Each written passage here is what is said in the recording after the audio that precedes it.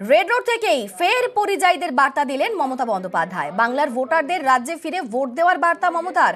নয়তো CAA NRC করে বিদেশে পাঠিয়ে দেবে বিজেপি সরকার, আশঙ্কা প্রকাশ করলেন তৃণমূল নেত্রী।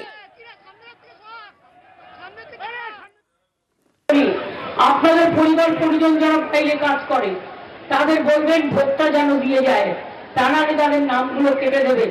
পরে বলবে মাছের মাথাটা দেখছেন তো, ওটা হচ্ছে ক্যাপ, আর লেজাটা হচ্ছে এনআরসি, আর মধ্যেখানে পেটিটা হচ্ছে ইউনিফর্ম সিভিল কোড। এটা যদি না চান, বরাবরই আপনাদের আশীর্বাদে দোয়ায় আমরা কিন্তু এখানে আছি।